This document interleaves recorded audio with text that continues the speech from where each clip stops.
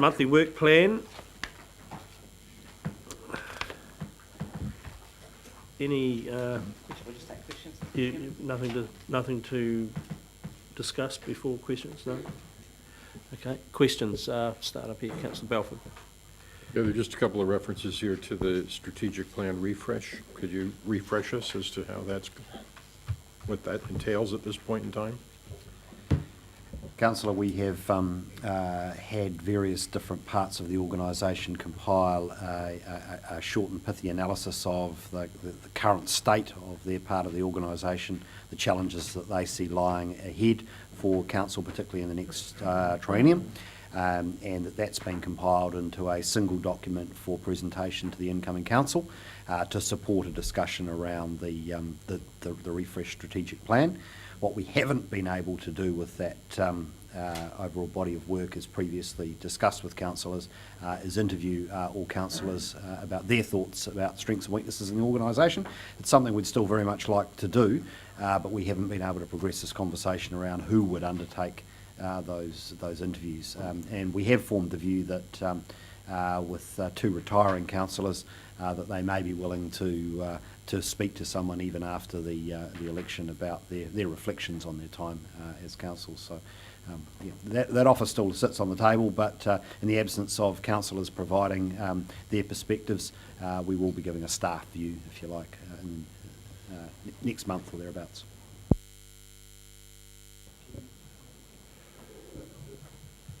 Scott. Specific question on 50, Mr Chairman, and hopefully Mr Maxwell might be able to tell me, have the submitters joined the appeal? No, I can't answer that. I haven't been told that they have, but I'll find out and get back to you. So, as I indicated to you after last month's very good report, is it possible for this report to be sent out to the two Maori committees? Because just to make them aware of the wide range that the council actually involved in. Order. Just three questions. Just on the number 10, just with regard to the driver licensing fund that has been fully allocated already. Is that the? I just wanted a bit of clarification. Is that particularly focused on the wider area? Through you, Mr Chairman. No, that has literally been across the region. There's been some in Central Hawke's Bay as well as here in the Hiratonga Plains area as well. Yeah. The next questions relate to 23 and 42, which is talking about the 24 and 42 with regards to cattle on river berms. I just want to know, I mean, you're obviously talking about various options there. What are some of the options that you're considering? Probably too early to say, but the obvious option is keep them grazing there. They are fenced out, but I get a very strong feeling from public that that's probably not a real option going forward. So we need to look at a whole range of alternative options. And I believe that the best place, well, this is my thoughts at the moment, the best place to have that conversation with the public will be through the long-term plan, 2018-28. And at that stage, we probably need some options set out, because at the moment we would have an income, I don't know, somewhere in the order of $50,000 coming in, and options other than that are going to cost money and potentially quite big money. So, there does need to be a set of options set out for a conversation and costs associated with those, so people can make a decision. Third. Is it on the fencing and keeping stock out of water? Like I say to you, on several occasions I've driven past over the Narururu, we get stock there and stock has been in the water. So they're not always kept there. That's the problem. Well, we have a lot of problems with people cutting fences. So, that's the issue, and, we can't catch up with them as quickly as we would like, but that is the long-term issue that needs to be addressed. Thank you. Just and the last point was just on number 32. Can you give me some explanation? What is city revetments? This is work where the engineering department are doing for Gisborne District Council. So if you are familiar with Gisborne, they have, basically retaining walls right along their rivers, the Tarahura and sort of lower reaches the Waimata, and they are past their use-by date and being replaced over time. Cool. Just hadn't heard that term before, but I should have looked it up, shouldn't I? Revetments. Okay, thank you. Councillor Hewitt. Thank you. A couple of my questions have been answered, so just two. Liz, with regard to the induction for the incoming council, will you be really clear on, whether it's for returning councillors or new councillors, and will it be counting towards our stats for workshops that we attend? Please. And let Tim Gilson know. Yeah, because in terms of, I'm asking for some relevance to be given to Sure. what you are calling us. Okay, so look, let me just, and I have to say that by the time the new council's inducted, Andrew will be sitting back in the seat, but in his absence, I have been, obviously looking at the program for the induction program, and it's really for my proposal is that it's for all councillors, and the feedback I had from the LGNZ program for councillors at the beginning of last term was not particularly favourable. I don't think anyone lasted the distance, so we thought it might be useful to actually just bring that back in house.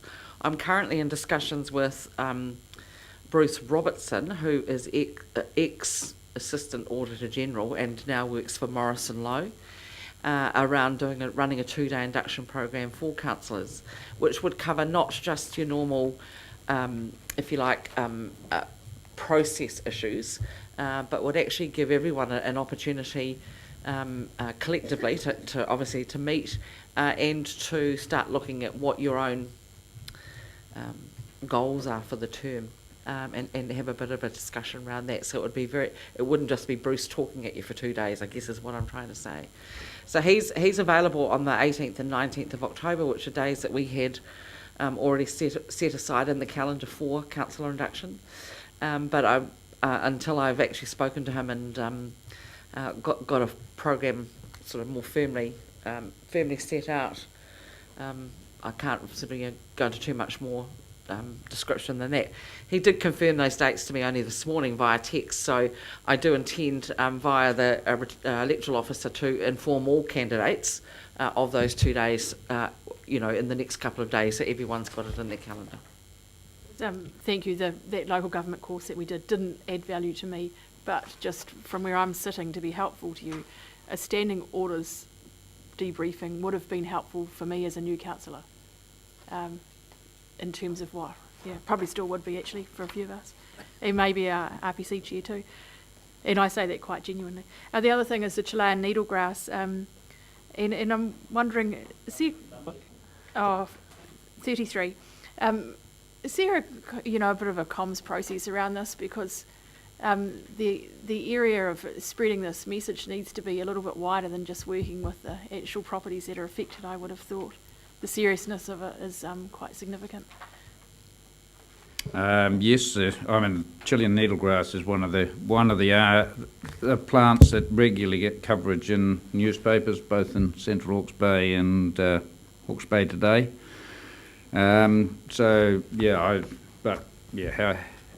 many people read it is the issue, and as we raised last, I think it was the Environment and Services Committee, Chilean needlegrass and the rules surrounding that are one of the issues that do need further discussion as part of the Regional Pest Management Plan review during the next calendar year.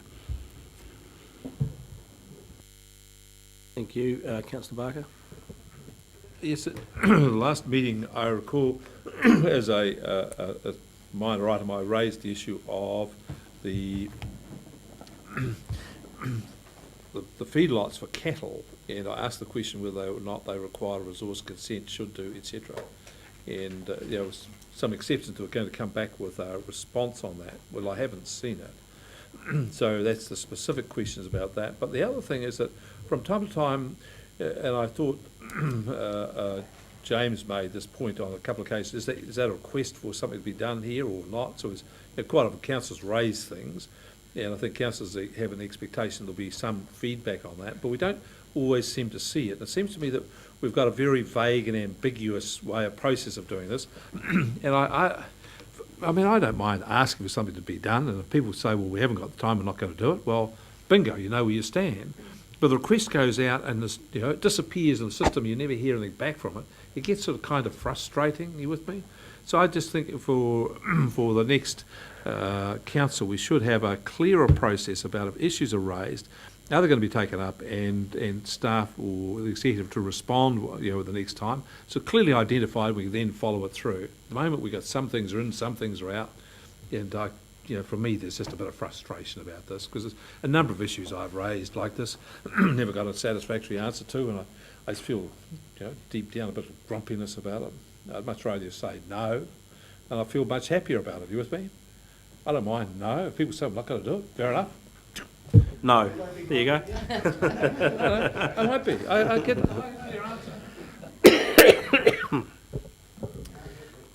Thank you. We don't want to grumpy Rick. I've got a question on number 25, West Shore Beach renourishment. Tender is out. Contract will be let in September. I'm assuming that's done and dusted. Can you tell us a bit about that, Stady? Yes, tender has been let to the lowest conforming tender, which was substantially less than the engineer's estimate. So that work, I think, involves about 12,000 cubic metres, not coming from Pacific Beach, but from other sources, and the price was slightly less than $140,000 off the top of my head. Okay, thank you. And a very quick one, number 87, I just wondered when Councillor Graham would have that report finished.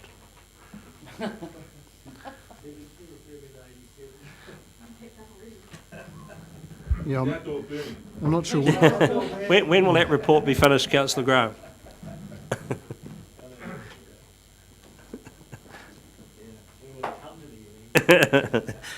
Okay. Trust me, I know what I'm doing. Any final questions for the monthly work plan? Someone happy to move? We received that report. Thank you, Councillor Barker. We have a seconder in the form of Councillor Scott. No discussion. I'll put that motion. All those in favour, please say aye. Contrary, no. Carried. The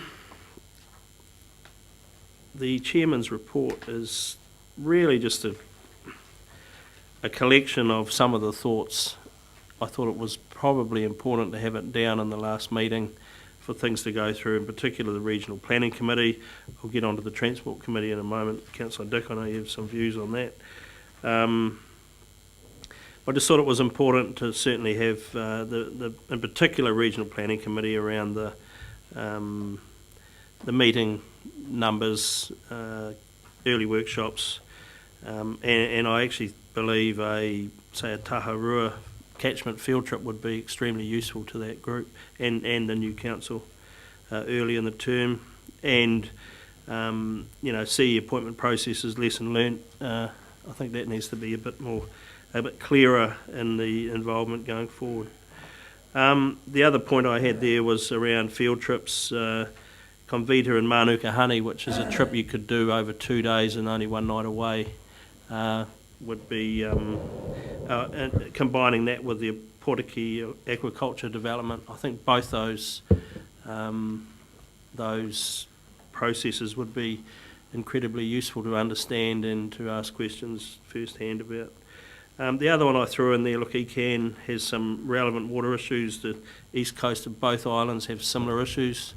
How they're dealing with things, how they're not dealing with things. I just thought at some stage that maybe a closer relationship with that council going forward would be useful, whether it was in the form of field trips or just a clearer linkage, if you like. The Regional Transport Committee, I put that up to the mayors in the last mayoral forum. Look, the mayors, at least one will change.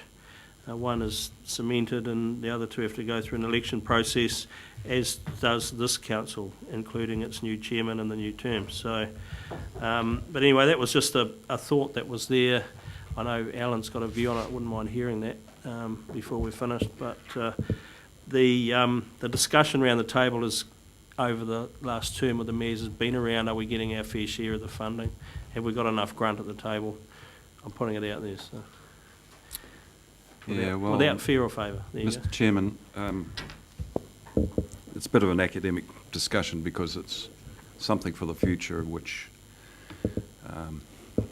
you and I may or may not participate in. But I'm encouraged that the region's mayors want to take a greater interest in the Transport Committee.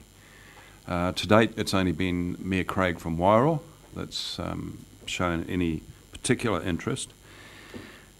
And I've said it before, I was disappointed with the Reds Matariki process and got the impression that either by omission or design that the RTC was being sidelined and marginalised by the people who put that strategy together. In fact, it was only through Liz Lambert's intervention with Wayne Jack and some fairly strong insistence on my part that we ended up with the 4 principal actions to improve land transport access to the port, and a very important one, support the combined approach with Tairāwhiti to achieve significant upgrades to SH2 between Napier and Paitaki. That NZTA got itself in the position of being, not the NZTA, sorry, the Transport Committee got itself into the position of being the lead agency. Now, if it can be supported more actively by the mayors and chair, that's great. But the committee is a regional council committee, a statutory one, and it will not become the property of the mayors and chairs club. I also have a view that there maybe is some under-appreciation of the workload for this particular committee. It is a standing committee, like services or whatever, and my experience is that there are at least 1 or 2 obligations or commitments every week over and above the process of running a transport meeting from time to time. So if the chairperson, whoever he or she may be in the next term, wants to run the Regional Transport Committee and be a chair of the Regional Council as well, they better be prepared to work completely full-time. And the other issue that I've got, or view that I have, is that in the next council, that it will be desirable to have more delegation and empowerment from the chairperson to councillors rather than less. So if by chance I'm returned and it looks like I would be disqualified from being considered as chair of the Regional Transport Committee in the next term, I will be voicing my vigorous objection. Thank you. But to finish with a positive note, I mean, you've thanked us. I'd like to thank you, Mr. Chairman. I think you've done a very good job in situations of adversity in many instances. So well done. Well, I wasn't seeking that, Councillor, but the meeting's not finished yet. So, other thought? A clarification on that is, what is Councillor Dick, is he suggesting, is that what's being suggested, that just because the mayors are joining it, that our chairman would be the chair of the regional planning? Is It was the suggestion from the mayors is to give it gravitas. As an example, the Horizons region, the chair chairs it, and the mayors are the committee. And whether they get more success than this region or not, I'm not entirely sure, but that's the conversation. So. Well, I don't think they have, and remember that this region got an extra $25 million of Crown funding, not entirely due to the efforts of the RTC, collective effort, but again, let the mayors participate. Yeah.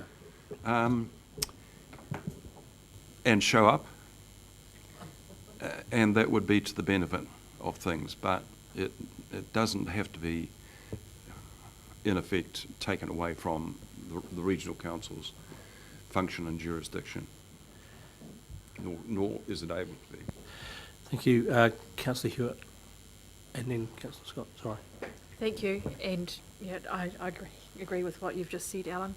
I wonder if you might consider, in addition to your recommendations here, with whoever the new councillors are, maybe some discussion with the field trips is actually undertaken with each councillor in the region, and then I think that would be quite constructive in terms of working out some of the issues that councillors see. And one of the field trips I did, well, it was outside of council, but I had an afternoon out with Rex one day, and we went through Maraikakaho and looked at some of the issues going on there, and I was quite blown away by what I saw, and I just thought it would have added tremendous value if all of the councillors could have seen that. So there's just an area where councillors can have input into what I think would be a meaningful That was our discussion. own field trip. Yeah, we had an afternoon out. With ECAT. Yeah, it was. It was. Meeting's being recorded. Yeah, I think that would be constructive. Yeah, absolutely. And to put some people at ease, this is just a collection of thoughts that's recorded now. It's a report to be noted. There's no firm recommendations going through, but I just thought it was useful if we captured some of this stuff at the end. Field trips are just some ideas, you know.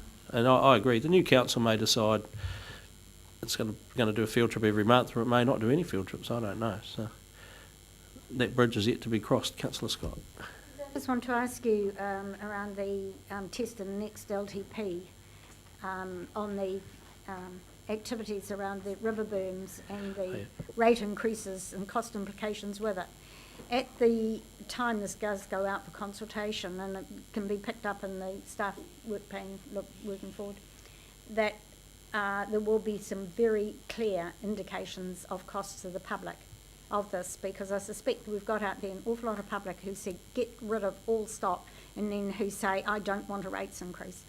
So there's going to be a very difficult conversation which the next council will have to face, but there will be very clear costings around it, won't there? Absolutely. I mean, so 60,000 could turn into a $500,000 hole or more. But I actually believe the community's ready for this conversation. We've heard it for a number of years now. I think the time is now to say, help us resolve this issue. And it may cost you some more money. So. Councillor Barker. Oh, thank you. I just want to echo the comments made by Councillor Dick about the Regional Transport Committee. You know, I hear the comments have been made. I'm not sure they're entirely justified, but I think to be a good debate. I agree with the getting serious on the grazing. The field trips, I think the incoming council is going to have a decision with that. And I just feel that what's lacking in your report is a little bit of retrospectiveness. This is sort of like just looking forwards. I would have thought you might have had a few reflections of inspiration and wisdom from further 3 years of this, and forward them on. And my last comment on, I've got another person as council that talks to themselves as well. I see it's authored and authorised by Fenton Wilson Chair. So I'd like to see the emails backwards and forwards where you've authored this and got approval for yourself. And I want to know how long the conversation it was till you resolved the details. It was a 4-day of reverberating conversation. One of the C's in my office talking to ourselves.